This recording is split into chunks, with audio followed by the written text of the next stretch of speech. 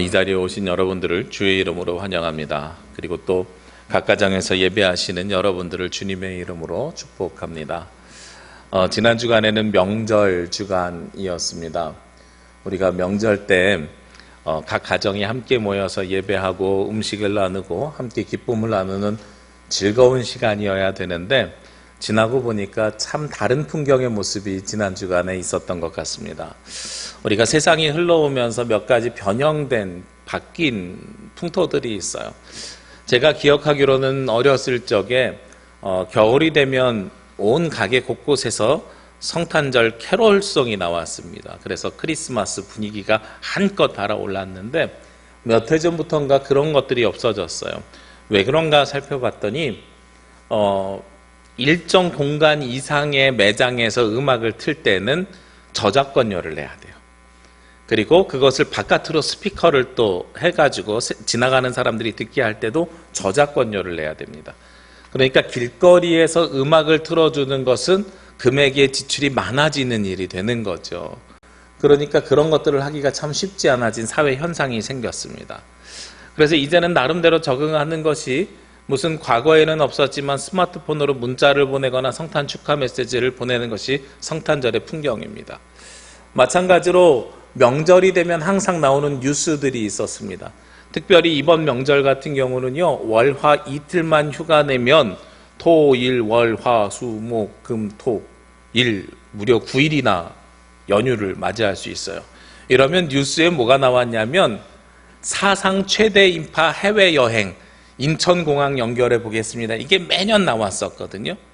그런데 올해 그 뉴스 안 나왔어요. 왜 안 나왔냐면 이 코로나19가 우리의 명절 풍경을 바꿔버렸습니다. 각 가정이 어른들을 뵈러 혹은 성묘나 산소를 찾아가는 비율도 무려 30%가 줄었다고 합니다. 10명 중에 7명은 찾아뵙고, 그리고 3명은 그대로 있었는데, 이것도 통계로 보면은 생각보다 많이 갔네 이럴 수 있을지 모르겠습니다. 그런데 가깝게 사는 사람들을 이동한 것을 판단을 하면 원거리 귀경길은 훨씬 더 많이 줄었음을 알 수가 있습니다. 이 모든 것들이 우리의 삶이 코로나19로 인해서 바뀌고 변화된 거죠. 가장 크게 변화된 모습, 우리가 지금 드리고 있는 이 예배의 모습입니다. 예배를 드릴 때도 마스크를 쓰고 예배를 드리고, 그리고 각 가정에서도 예배를 드리고 있는 이 모습, 이것을 어쩌면 이제는 당연하게 받아들여야 되는 모습인 것 같습니다. 저희 가정은 이번 명절에 육지로 올라갔었습니다. 웬만하면 가지 않아야 되는 것은 알고 있는데 작년 설에 가고 아직 찾아뵌 적이 없었고, 마침 제가 지난 월요일에 서울에서 회의가 있어가지고 저희 교단 총회에 참석하고, 제가 내려오는 비용보다, 월요일 화요일 혼자서 내려오는 비용보다 식구들이 다 올라왔다가 넷이서 같이 내려오는 비용이 더 싸더라고요. 그래서 명절 때 다녀왔습니다. 명절날 아침에, 당일날 아침에 가정 예배를 드리는데 예배의 풍경이 바뀌었어요. 왜냐하면 먼 거리에 있는 친척들 모두 오지 못하게 하니까 직계 가족들만 모여서 예배를 드리게 됩니다. 어떤 모습인지 제가 사진을 한번 찍어봤습니다. 가족들이 둘러 앉아서 예배를 드려야 되는데 가족들이 TV를 보면서 예배 드립니다. 그나마도 줌이라는 프로그램이 있어서 각 가정을 연결해서 예배를 드렸어요. 그래서 각 가정에 있는 식구들이 스마트폰이나 TV, 저희는 노트북을 놓고 TV 앞에 앉아서 서로의 얼굴을 봅니다. 예상하지 못했던 일들이지요. 그런데 그나마도 이렇게 얼굴이라도 볼 수 있으니 너무도 반갑네요 하면서 서로 얼굴을 마주하고 예배를 드렸습니다. 저는 한 번도 상상해보지 못한 가정 예배를 처음으로 이번 명절에 드렸습니다.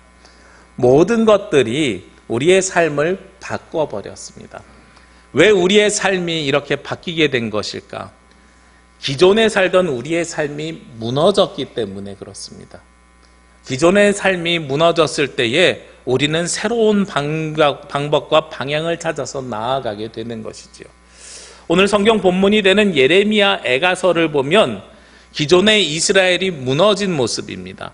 주보에도 실어드렸지만 예레미야 애가라는 것은 기원전 586년에 바빌론에 의해서 이스라엘이 멸망하고 예루살렘이 패망한 다음에 예레미야 선지자가 그것을 바라보면서 슬피 울었던 노래입니다. 그래서 애가 슬플 애자의 노래 가자. 그래서 이 애가라는 말은 이스라엘이 패망한 것, 예루살렘 성전이 무너진 것을 슬퍼하면서 하나님 앞에 올려서 드렸던 기도 혹은 노래예요. 이것을 저희가 신학적 용어로는 뭐라고 이야기하냐면 탄원시, 탄식시라고 합니다. 노래라는 것이 지금처럼 음표가 있고 곡조가 붙은 건 불과 얼마 되지 않았어요. 기원전에는 노래라는 것은 그냥 음이 있어서 부르는 노래가 아니라 우리가 곡조를 가지고 불렀던, 운율을 맞춰서 불렀던 것이 노래이거든요. 그래서 이것을 탄원시, 탄식시, 내 마음속에서 어떤 때 탄식이 나옵니까? 말로, 단어로 표현할 수 없는 것을 감정으로 표현할 때 우리가 탄원, 탄식이라고 합니다. 예레미야의 이 슬픈 것들을 감정으로 담아서 하나님 앞에 올려들었던 것이 바로 오늘 이 예레미야 애가의 본문인데, 이 예레미야 애가는 바빌론에 의해서 이스라엘이, 예루살렘이 무너졌던 상황이에요. 지금은 코로나로 인해서 우리의 모든 정상적인 삶이 무너진 상황입니다. 똑같은 상황이지요. 이 상황 속에서 5장 21절은 예레미야 전체를 마무리하면서 마지막 결론이 들어가 있는 한 구절입니다. 이 구절을 통해서 예레미야 애가는 하나님 앞에 간구합니다. 기도합니다. 오늘 말씀은 그 기도의 가장 핵심입니다. 여호와여 하면서 하나님을 부르면서 우리를 돌이켜 주옵소서 하고 기도하는 거예요. 오늘 말씀은 크게 세 절로 나눌 수가 있습니다. 한 절이지만 세 부분으로 나눌 수 있는 거예요. 첫 번째는요, 여호와여 우리를 주께로 돌이키소서. 그리고 두 번째는요, 그리하시면 우리가 주께로 돌아가겠사오니. 세 번째는요, 우리의 날들을 다시 새롭게 하사 옛적 같게 하옵소서. 이렇게 셋으로 나눌 수 있는 거예요. 한 절이지만 세 가지 이야기가 이 가운데 있는 겁니다. 저는 이 말씀을 바라보면서 떠올랐던 찬양이 하나 있습니다. 우리가 일찍 오신 분들은 기도하면서 함께 들으셨겠지만 여호와께 돌아가자 하는 찬양이에요. 사실 우리의 예배를 바꿔버린 것은 온라인과 현장 예배 이 정도만 바꿔버린 것이 아니라 저 성가대석이 비어 있어요. 하나님 앞에 찬양하는 시간이 줄었고 함께 찬양하는 것이 줄어들었습니다. 저는 이 온라인 예배를 계속 드릴수록 고민을 하게 됩니다. 어떤 고민을 하게 되냐면 어떤 식으로 우리가 찬양을 보완해 갈 수 있을까? 유튜브에 은혜로운 찬양을 한 곡 틀어줄까? 아니면 성도님들에게 각 가정에서 스마트폰으로 찬양을 찍어서 보내달라고 할까? 여러 가지 모양들을 고민해 보고 있습니다. 그러면서 오늘은 이 본문과 맞아서요, 찬양 한 곡을 소개시켜 드리려고 합니다. 우리 여호와께 돌아가자. 우리 찬양을 들으시면서 보면서 가사가 나올 거거든요. 그 가사를 여러분들의 고백으로 바꿔서 하나님 앞에 한번 함께 고백 드리시기를 원합니다.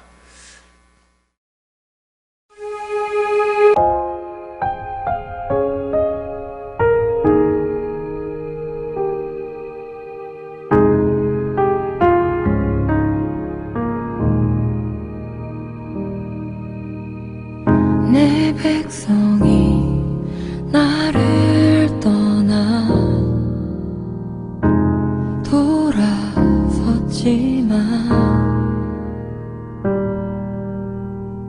내 사랑이 내 백성을 포기 못하니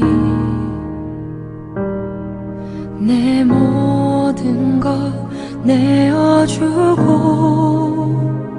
나 그들을 얻으리라. 여호와께 돌아가자. 우린 돌아서도 그는 변치 않네. 여호와께 돌아가자. 우린 넘어져도 그 사랑 영원하네.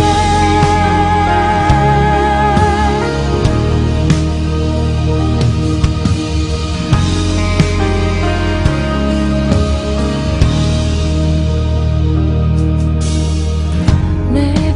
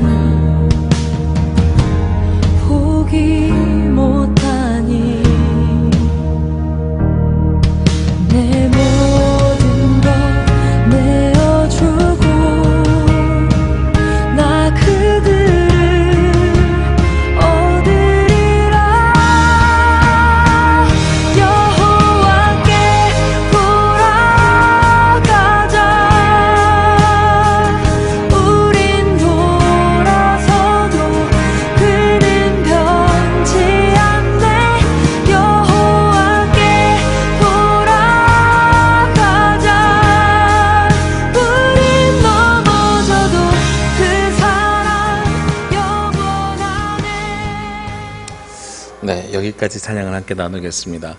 가사를 보면 한 사람이 노래를 불러서 한 사람의 목소리처럼 들리지만 가사 자체는 두 사람이 이야기하는 겁니다. 엄밀하게 이야기하면 하나님께서 먼저 말씀하시고 그 음성을 들은 사람들이 거기에 응답하는 겁니다. 가사 내용을 한번 기록해 봤습니다. 내 백성이 나를 떠나 돌아섰지만, 내 백성이라고 이야기하는 건 임금 왕일 수도 있지만 하나님이신 거죠. 하나님의 백성들이 하나님을 떠나서 돌아섰습니다. 그런데 내 백성, 내 사랑이 내 백성을 포기 못하니 하나님의 사랑은 우리를 포기하지 못하신다는 겁니다. 그러면서 내 모든 것을 내어주고 나 그들을 얻으리라. 내 모든 것이 무엇이에요? 하나님의 모든 것. 예수 그리스도를 내어주시고 나는 그들을 떠나간 백성들을 얻기를 원합니다라는 것이 하나님의 말씀이에요. 거기에 우리들이 응답해야 됩니다. 뭐라고 응답해야 돼요? 여호와께 돌아가자. 우리가 돌아섰지만 다시 우리가 여호와께 돌아가자. 우린 돌아서도, 우리는 하나님으로부터 멀어졌어도 하나님은 우리를 향한 그 사랑이 변하지 않는다. 그러니 우리 그 하나님께 돌아가자. 우리가 비록 넘어져 있어도 하나님은 기다려주신다. 우리 돌아섰다는 것을 넘어졌다는 표현으로 마지막에 바꾸죠. 우리가 돌아서서 가다 보면 넘어질 수밖에 없습니다. 하나님이 인도하시지 않으니까요. 그래도 그 사랑은 영원하니까 하나님 우리를 기다려주십니다 라는 내용이 이 찬양 가운데 녹아져 있는 겁니다. 오늘 본문 말씀과 너무나도 유사합니다. 우리 본문 말씀 다시 보면 첫 번째가 뭐라 그랬습니까? 여호와 우리를 주께로 돌이키소서 하는 말씀입니다. 하나님 우리를 주께로 돌이키소서. 예레미야 애가서를 보면은요, 앞에 이스라엘의 참상에 대해서 나옵니다. 이스라엘이 하나님의 진노와 심판을 받습니다. 왜 하나님의 진노와 심판을 받았겠어요? 이스라엘이 먼저 죄악을 저질렀기 때문에. 이스라엘이 저질렀던 죄는 어떤 죄입니까? 하나님이 나의 주인인 삶을 사는 것이 아니라 내가 주인인 삶을 살았던 것이 이스라엘이 저질렀던 죄악입니다. 이 찬양의 가사를 보면 내 백성이 나를 떠나 돌아섰지만, 하나님은 우리를 향하고 있지만 이스라엘 백성이 하나님을 떠나서 돌아선 거예요. 그래서 예언자들을 통해서 하나님께서 끊임없이 말씀하셨습니다. 그런데 이스라엘 백성이 그 말씀을 듣지 않으니까 결국은 하나님께서 그 백성들을 심판하신 겁니다. 언제 이런 일이 벌어졌습니까? 성경에서 이 일을 찾아보게 되면 너무도 쉽게 여러 군데서 찾아볼 수 있습니다. 그 중에 대표적인 케이스가 창세기 11장에 보면 사람들이 무엇을 쌓기 시작하냐면 바벨탑을 쌓기 시작합니다.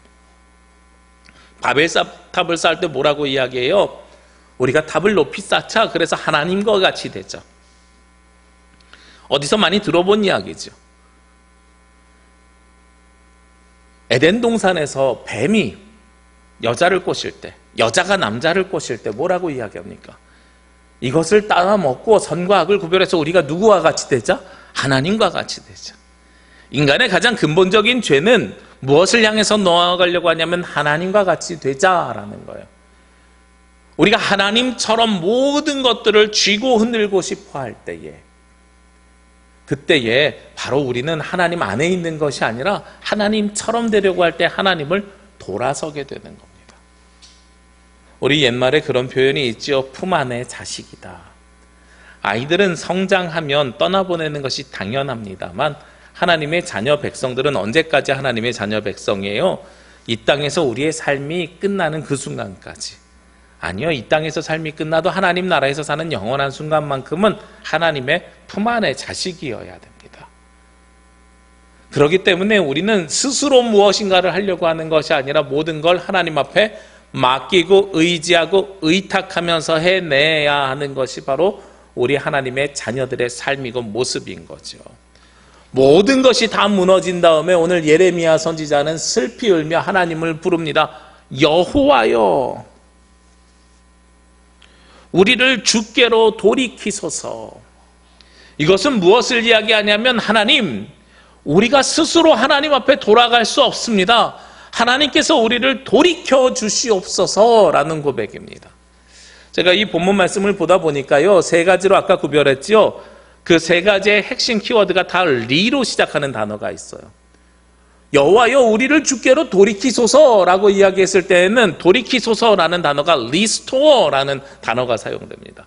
이 리스토어라는 단어는 회복시키다라는 뜻인데 영어를 좀 구별해 보자고요. 리 더하기 스토어예요. 그럼 이 스토어는 우리가 어떤 때 사용합니까? 가게, 상점 이런 걸 스토어라고 하죠.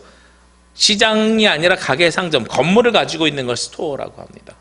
그러니까 즉 건물이 무너졌는데 하나님 이 건물을 다시 세워주십시오. 그런 회복을 이야기하는 것이 리스토어에 대한 뜻이에요.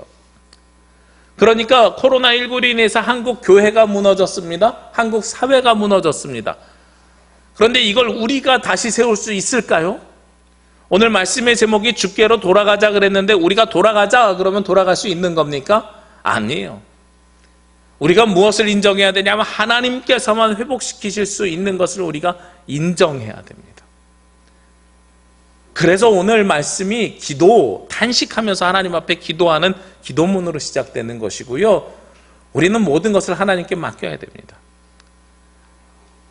주께로 돌아가자 그랬을 때 우리가 돌아갈 수 있다면 그것조차 무엇이냐면 우리의 교만이고 자만이고 우리의 욕심입니다. 우리가 하나님처럼 되었을 때 벌어지는 일입니다.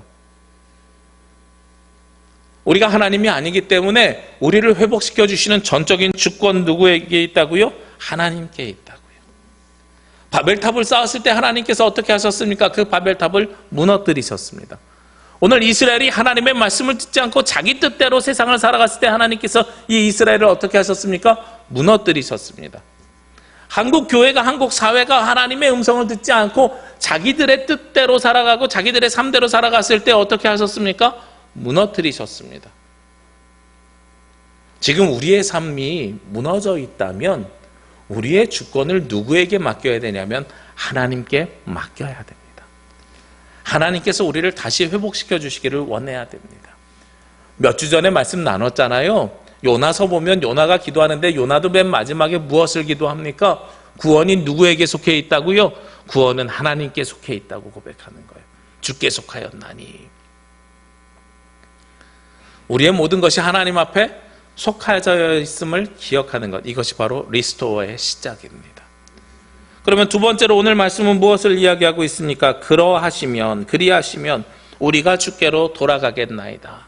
여기 두 번째로 돌아가는 것은 무엇이냐면 return이라는 단어를 썼어요. 하나님께서 우리를 회복시켜 주시면 그때 우리는 주님께 돌아갈 수 있습니다 하는 고백이에요. 우리가 흔히 사용하는 말이 있죠. return이라는 단어는 언제 사용합니까? 출발한 곳으로 돌아오는 것을 return이라고 합니다. 우리가 하나님의 자녀에서 출발했으면 하나님의 자녀로 돌아와야 되는 거예요. 우리가 하나님의 자녀였었는데 밖에 나가서 진노의 자녀가 되어버렸습니다. 그런데 여기서 회개하고 하나님의 전적인 주권에 따라서 다시 하나님의 자녀로 돌아오는 것입니다. 집에서 출발했으면 다시 집으로 돌아오는 것이 return입니다. 우리가 돌아가야 되는 것은 그거예요. 하나님께서 나를 붙잡아 주시기 시작하면, 하나님께서 내 삶을, 내 인생을 주관하여 주시기 시작하면 우리가 하나님의 집으로 돌아가는 것입니다.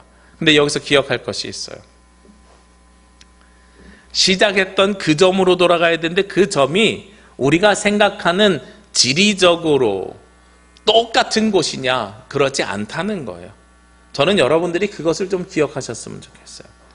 리턴이라고 해서 꼭 시작했던 그 자리, 이것은 내 생각이고요. 하나님의 방법은 다릅니다.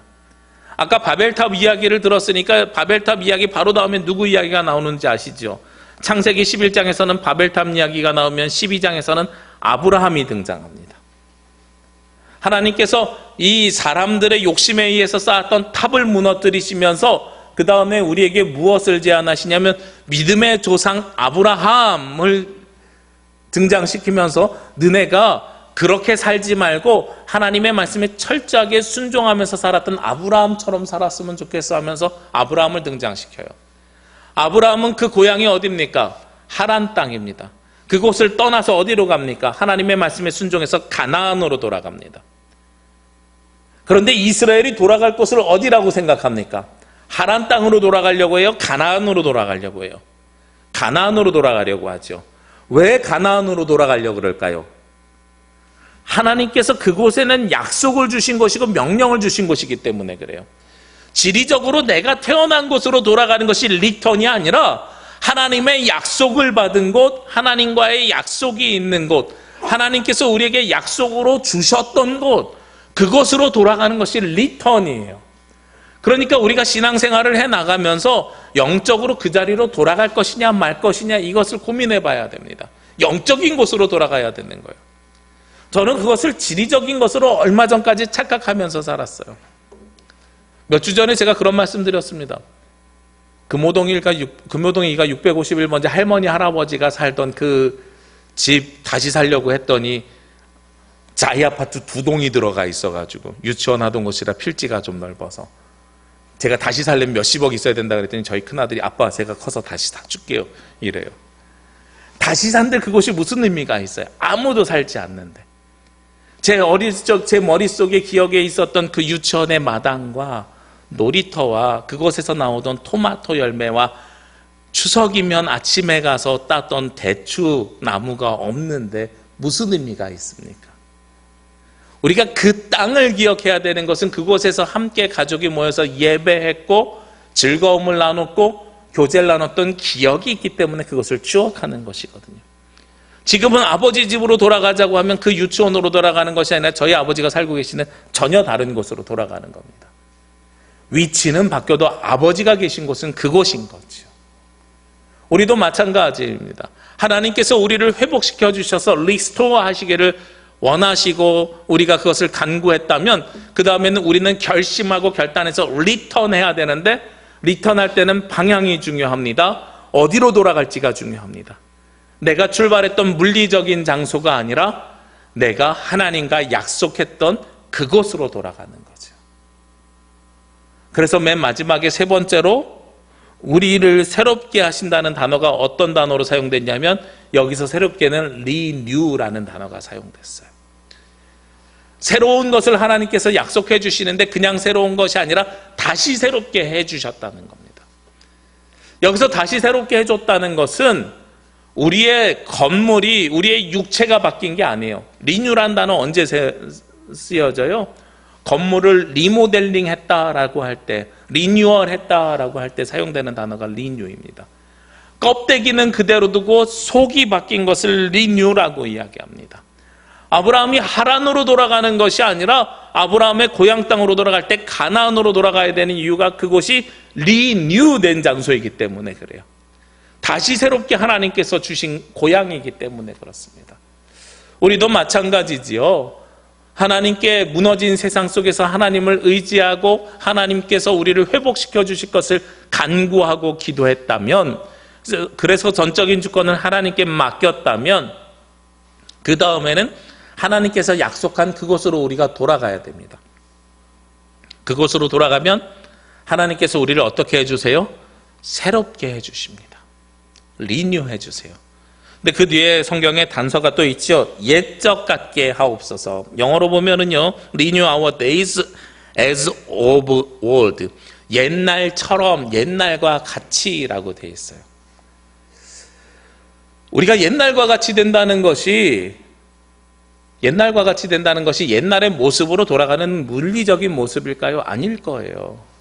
우리가 하나님 앞에 기도하면서 하나님, 내가 하나님을 처음 만났고 하나님으로부터 은혜를 받았고 하나님 앞에 회심했던 그 첫사랑의 그때로 돌아가게 해주세요라고 이야기했을 때, 여러분이 하나님을 만났던 그 첫사랑이 20살이면 그 20살의 피부로 돌아가고 20살의 모습으로 돌아가는 것을 이야기하겠습니까? 아니지요. 지금 이 모습 그대로 가지고 있지만 내 마음이, 내 영이 새롭게 되는 것을 말씀하고 있는 거예요. 아까 시작할 때 보여드렸죠. 가정 예배를 TV 보면서 드렸다니까요. TV를 보면서 CBS를 봤을까요? 아니면 어떤 유명한 목사님이 설교하는 걸 봤을까요? 그게 아니라 서로의 얼굴을 보는 거죠. 예배가 사라졌습니까? 아니죠. 예배가 사라진 것이 아니라 함께하지 못하지만 다른 모양의 예배를 드리는 겁니다. 리뉴의 예배를 드리는 겁니다. 새로운 예배를 드렸어요. 말씀이 사라졌습니까? 말씀이 사라지는 것이 아니라 리뉴, 새로운 말씀이 우리 가운데 임재하는 겁니다. 이제 여호와께 돌아가자, 주님께로 돌아가자라고 이야기하는 것은 여러분들이 무엇을 생각하셔야 되냐면 예전과 같이, 이 옛적과 같이라는 이 단어에 얽매여 가지고 예전에 하던 것을 그대로 하는 행위와 행동, 이렇게 생각하시면 안 돼요. 새로운 것을 하나님께서 주시는데 어떻게 예전과 같은 행동과 모습이 나오겠습니까? 예전에 그 마음을 가지고, 예전에 하나님을 처음 만났을 때 그 마음을 가지고 우리를 다시 시작해 주세요. 리스타트. 다시 시작할 수 있도록 인도해 주세요 하는 것이 사실 이 말씀의 더 중요한 뜻이라는 거죠.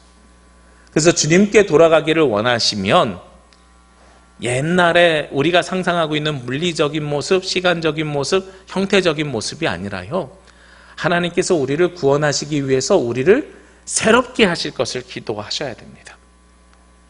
예배는 있으되 새로운 예배, 말씀은 있으되 새로운 말씀, 신앙이 있으되 새로운 신앙으로 하나님께서 우리를 불러주시기를 기도해야 되는 거예요. 그리고 그 기도에 우리가 응답해서 하나님께로 다시 돌아가야 됩니다. 그러면 오늘 말씀처럼 우리는 새롭게 변화되고 변모되는 것입니다. 그것이 바로 우리가 하나님께 돌아가는 방법이라는 거죠. 예전과 똑같을 수 없습니다. 똑같을 수 없으나 예전에 있던 그 마음과 그 뜻은 그대로 존재합니다. 하나님을 만나는 모습이 너무도 많이 바뀌었어요. 구약에서는요, 양피를 가지고 제사를 드리면서 하나님을 만났습니다. 우리는 이제 찬양을 드리면서 하나님 앞에 만납니다. 예전에는 고대 기독교 가톨릭이죠. 초대교회에서는 파이프 오르간만이 하나님의 음성이라고 이야기했었어요. 그곳에 피아노가 들어간 거요. 슈베르트가 피아노를 연주하니까 저 대중음악하는 망나니라 그랬어요. 시대가 변하면서 하나님을 찬양하는 방법도 바뀝니다. 모습도 바뀝니다. 목소리도 바뀝니다. 예전에는 예배당 안에서 라틴어만으로 말씀을 전했습니다만 이제는 우리가 들을 수 있는 우리말로 전합니다. 모든 형식은 변했지만, 새로워졌지만 하나님이 계시는 것은 그대로이고 하나님 앞에 예배하는 것은 그대로입니다. 옛 것은 그대로입니다. 하나님도, 예배도, 말씀도 그대로입니다. 그러나 거기에 들어가는 접근하는 방식은 모두가 다 새롭게 되었습니다. 이것이 하나님께 돌아가는 방법입니다. 이제는 우리가 새로운 모습으로 모두 다 얼굴에 마스크를 착용하고 하나님 앞에 예배합니다. 그리고 때로는 인터넷으로 지금 가정에서 예배드리고 계실 겁니다. 우리가 이렇게 새롭게 예배를 드리지만 우리는 기억해야 됩니다. 모든 전적인 주권이 하나님께 있음을. 그래서 주님께서 우리를 돌이켜 주실 때 우리가 회복될 수 있음을, 그리고 주님께서 그 전적인 권능을 사용하셔서 우리를 회복시키실 때에는 우리가 하나님께 리턴, 돌아가야 됨을 기억해야 됩니다. 그래야 우리의 삶이 새로워집니다. 이스라엘은 그를 위해서 70년을 기다렸습니다. 우리는 앞으로 얼마나 더 오랜 시간이 걸릴지 모르겠습니다만 우리에게 중요한 것이 있습니다. 변함없이 여호와를 불러야 됩니다. 그래야 주께로 돌아갈 수 있습니다. 우리가 돌아가는 것이 아니라 주님께서 허락하셔야 갈 수 있습니다. 오늘 이 시간 주님 앞에 나와서 예배드리는 여러분들, 각 가정에서 예배하는 여러분들에게 하나님의 전적인 주권이 함께 하시기를 원합니다. 주님께서는 여러분들을 회복시키시길 원합니다. 우리 찬양의 가사처럼 우리는 여호와께 등을 돌리고 돌아섰지만 주님은 우리를 포기하지 아니하시고 가장 소중한 것을 우리에게 내어주십니다. 그러면 우리는 그것을 받아서 주님께 돌아가시기를 원합니다. 그러면 그 예수 그리스도로 말미암아 저와 여러분을, 그리고 각 가정에 계시는 모든 분들을 하나님께서 새롭게 하여 주십니다. 그것이 바로 우리가 주님께 돌아가는 모습이고 주님께서 우리를 회복시켜주는 모습입니다. 우리 그를 위해서 쉬지 않고 기도하시며 믿고 순종하며 기다리는 저와 여러분이 되시기를 주의 이름으로 기도합니다. 기도드리겠습니다. 거룩하시고 은혜로우신 아버지 하나님, 감사합니다. 하나님께서 저희들 가운데 함께하여 주셔서 저희들 오늘도 주님 앞에 나와 예배할 수 있도록 인도하여 주시니 감사합니다. 저희들 함께 모여 예배하는 모든 성도들에게 또한 각 가정에서 예배하는 모든 성도들에게 주님의 은혜와 축복이 더하여지게 하여 주옵시고 주님의 뜻에 모든 것을 맡기고 간구하는 주의 자녀들이 되게 하여 주옵소서. 저희들 주님께서 우리를 회복시켜 주실 것을 믿고 기도합니다. 하나님께서 우리를 회복시켜 주시고 온전케 하여 주시고 돌이켜 주옵소서. 그러면 우리의 영이 새롭게 될 줄 믿고 고백하오니 주님 함께하여 주시옵소서. 이 모든 말씀 예수님의 이름으로 기도합니다. 아멘. 이 말씀 따라 사는 동안 지치지 않게 하시고 이 말씀 따라 사는 동안 주님 나라 이루소서. 우리 다 함께 찬송 50장 1절 찬송하시며 예물 봉헌하겠습니다.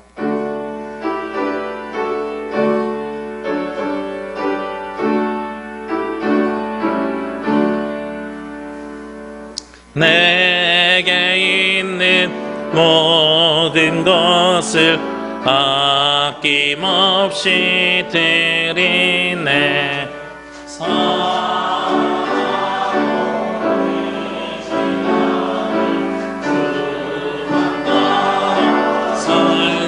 살리라 주께 드리네. 주께 드리네. 사랑하는 구주 앞에 모두 드리네.